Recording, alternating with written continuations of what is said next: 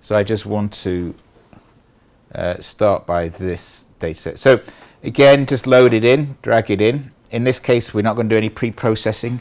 We're just going to just drag it in and say OK. And what we should get is that view that is almost familiar to us now. But what we can look at now is something to do with the numbers here, because it's important. So this number here, 4,831, and there are 200,000 edges. Okay, so it's a kind of different scale from what we've just been looking at, where we had hundreds of edges and hundreds of nodes, or just over 100 nodes. Now, the other thing to bear in mind is that if that figure reads 500,000 and this figure means 10 million, it's not going to work. It means that you've just loaded in something that is a vast network and it'll just fall over. Okay, so be conscious of this number, because when you load up a data set the first time, lots of weird stuff can happen. And actually I had somebody phone me up the other day, and he was going, I've loaded in the data set and it's just huge, and it just keeps falling over. And it was quite a big data set, and I was going, well, it shouldn't really give that kind of numbers. What it was there was really one bad, he'd just downloaded this template, and it turned out to be there was one bad sample in this data set.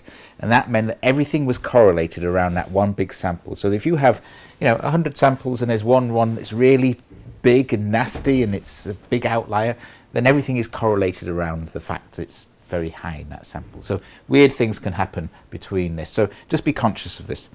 So going back to this whole idea of setting this correlation value some point towards the inflection. Now I say this is a kind of filtered data set already. So I'm going to set this at 0.9 and say OK. Now you'll notice that it's taking a little bit longer to load in the data. It took a little bit longer to load things in, and we're getting a graph like this. Now I'm going to do two things here. I'm going to reload this in a second, but I'm going to, you notice that in a lot of gene expression data, you'll notice that you get a lot of this stuff, potentially, shrapnel. So this is where you get usually a lot of these are probes, two probes for the same gene. They're correlated to each other, but they're just not correlated to anything else. And so you get this. And so what are you going to do with this small stuff? Well, what we can do is just get rid of it before we load it in. So if we go to this point here, at the bottom of this window, which is called layout, I'm going to set that to 10, let's say. Okay, so that means that any component of the graph which is less than 10 nodes will not appear in the graph itself. It'll be filtered out before we load it in. Okay, so we won't be troubled by all this small stuff. It doesn't matter that it's there, but it's a bit unsightly. The other thing I'm going to try and do now, if we just look at this graph here, it looks like a big hairball of nastiness, doesn't it really? It doesn't look like it's got much structure. I'll just show that it does have structure, but it just isn't obvious. So I'm going to disable the nodes here. Again, just looking at edges. Sometimes the nodes, the wood gets... You can see that actually that does have structure, yeah? So you can see here, we've got a clique of nodes here, we've got a structure here, we've got a big mass here. So even though you can't see it, is there. Now this again slightly is a layout problem. So we recently introduced a new layout algorithm called FM3. Okay. Now this is a lot better. Well, we'll come to that now.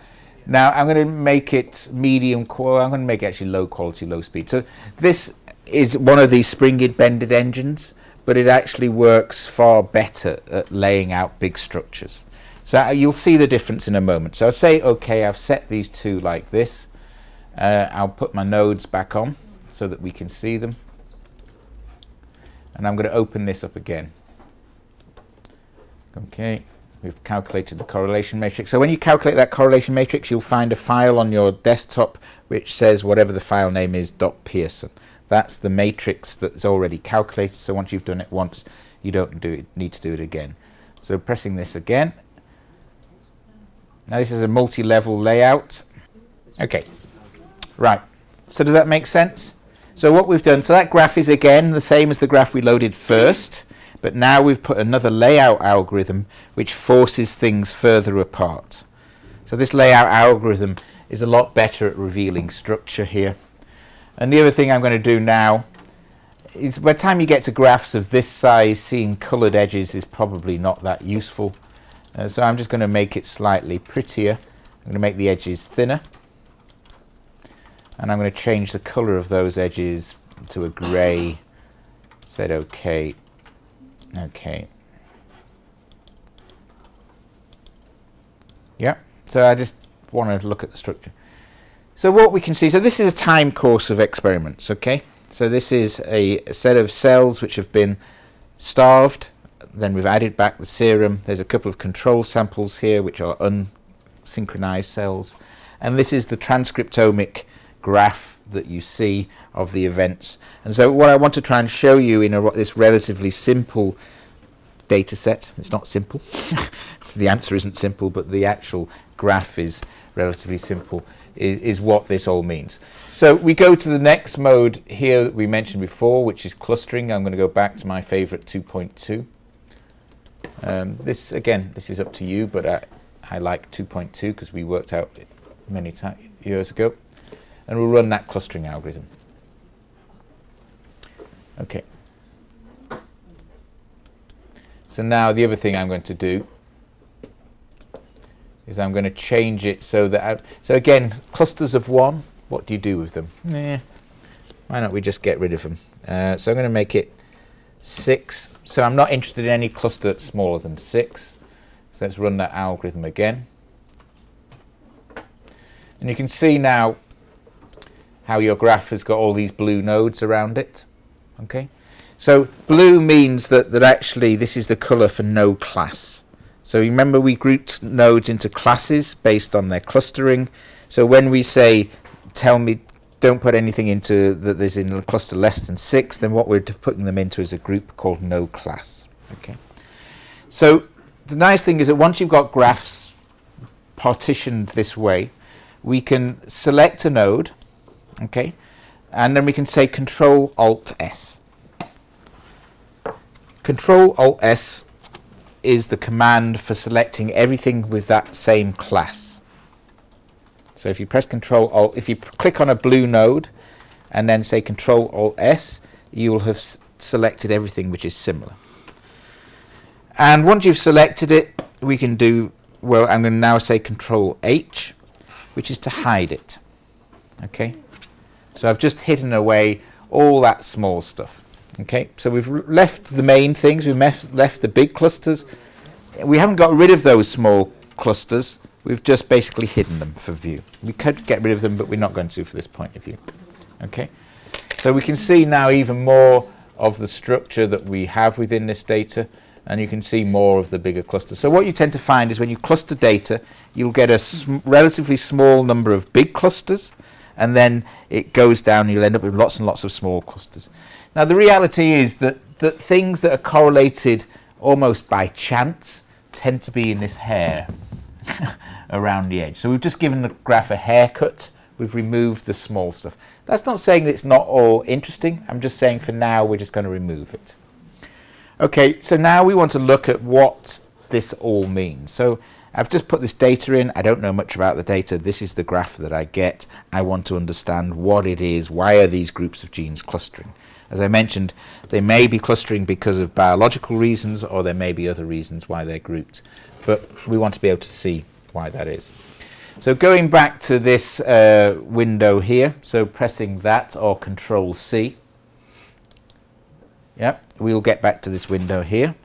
And now when we look at the classes, we not only know what the identity of the nodes is, we know that those nodes represent data, and we're going to be able to look at that data itself.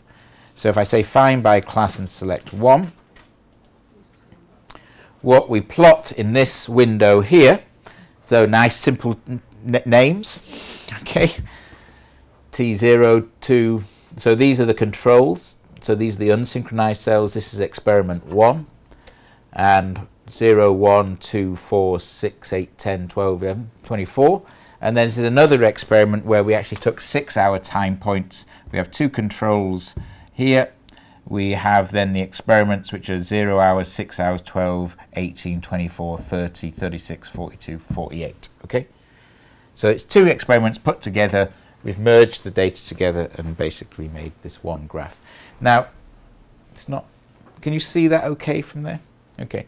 So another way of... So each line here in this bar represents a node in that cluster. Okay? And the data that comes from that node in that cluster. Sometimes it's just easier to see the pattern if we actually scaling selection.